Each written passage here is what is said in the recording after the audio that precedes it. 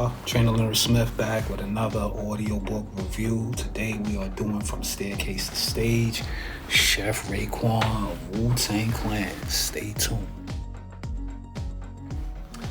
Alright. So, I finished this book a few weeks ago. It took me a minute to get around to doing this.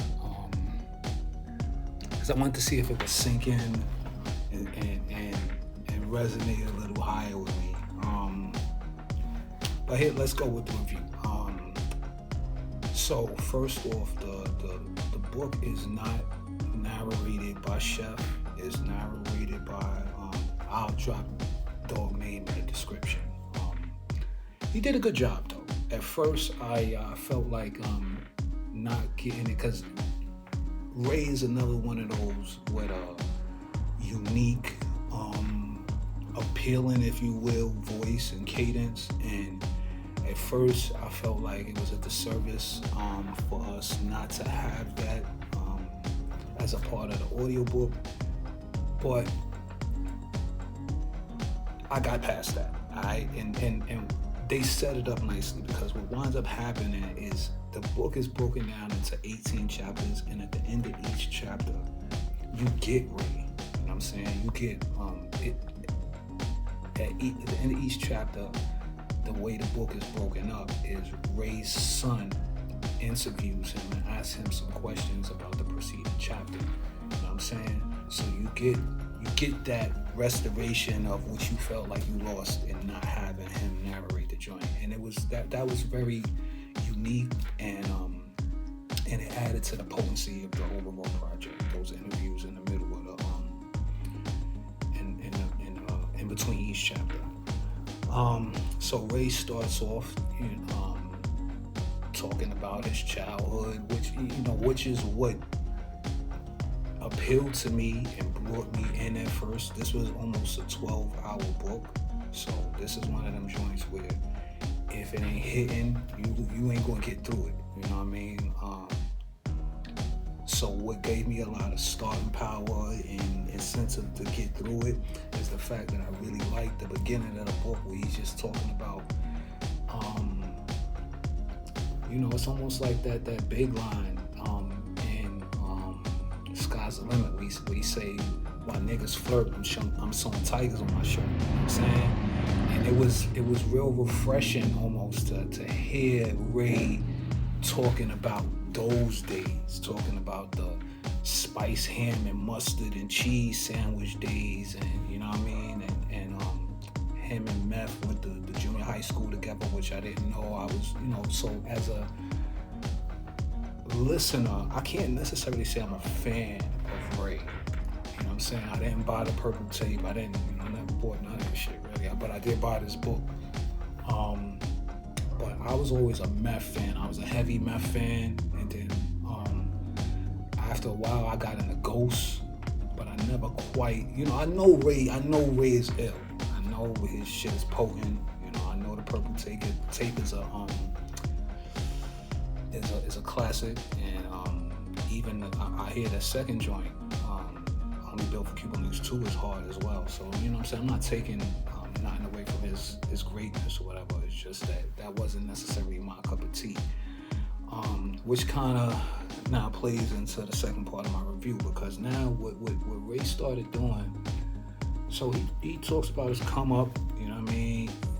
His mom's was struggling single mom, you know what I'm saying? She left his pops because his pops had a bad habit, and moved, like he said, then we moved to Shaolin Land, you know what I'm saying? And I do remember him saying that he felt like at one point, and I say he felt like, because I feel like a lot of this book is the perspective of, I really want to just say like a drug dealer, you know what I'm saying? Because a lot of his feelings and thoughts and even his aspirations, to me, was just a little off, you know what I'm saying? But back to what I was saying, he said that his mom chose her boyfriend over him, wound up kicking him out. But you was doing a bunch of fuck shit. You know what I'm saying? You was selling drugs, you was bugging. You know what I'm saying? He wasn't, you know what I mean? Like, he was trying to get fly, you know? And I think that was like a large part of Ray's life, which, again, for me, took away from a little of the potential potency of the book. Like, I would have liked to hear about his continued development as a man. But where he kind of segued into is he started codifying the book in terms of his album releases and his album production processes. And you know, that wasn't, like I said, I'm not the biggest Ray fan, so for me, you know, I would have rather hear about your different maturity and life stages, you know what I'm saying, where you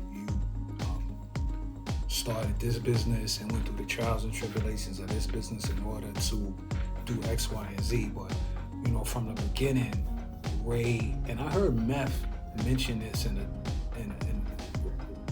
one of his thousands of interviews. He was talking about how Ray, him and Ghost went out to the Bahamas to record when they first got their advance for their first albums and shit. And Ray touched on that in the book. And it was like the way he gave it up, it was just like, damn, so you went out there, you know, for inshallah inspiration, and it didn't really work out, but you got the album done anyway. And then for me, it just seemed like a large part of Dog Life was searching for inspiration for his next piece of music. And you know, I just don't think the music is that important, yo. You know what I'm saying? Like, what was your message? You know what I'm saying? Like, a key component, in my opinion, to this man's story is the fact that towards the end, he talks about how he converted, inshallah, from 5%er to, inshallah, real Islam.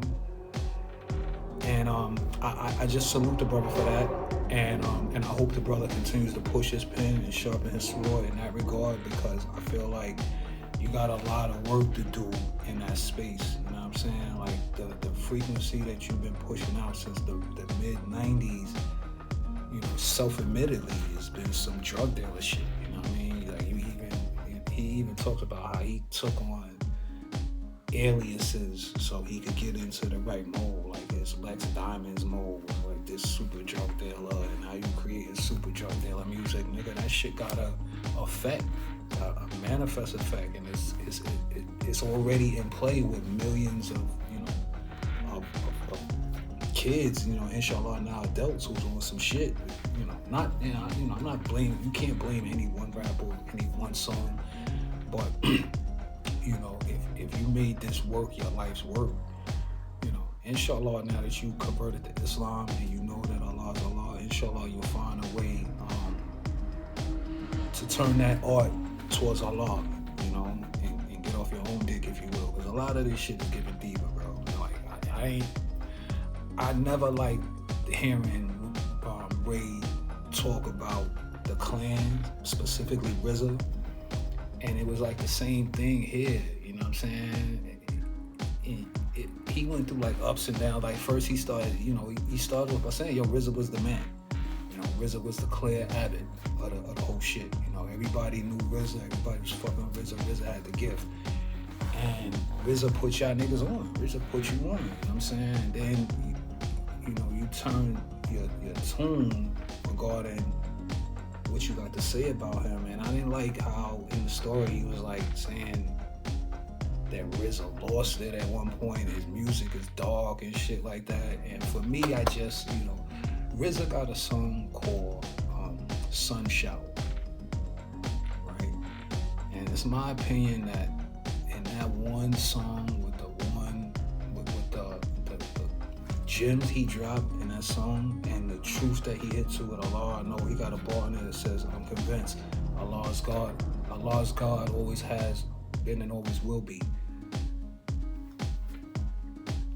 You know, as a brother, as a man who's trying to do some good and you know, point people in the right direction, bro, you still ain't hit that hard yet where you drop nothing that potent and pointing people in the right direction. So I'm just gonna leave that at that. Overall, though, it was a good book.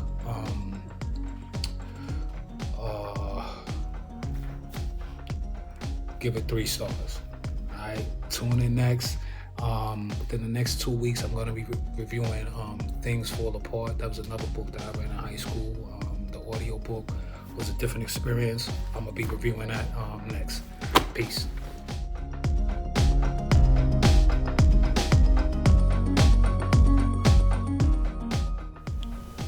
This has been a reviewer from Staircase to Stage audiobook, narrated by Landon Woodson.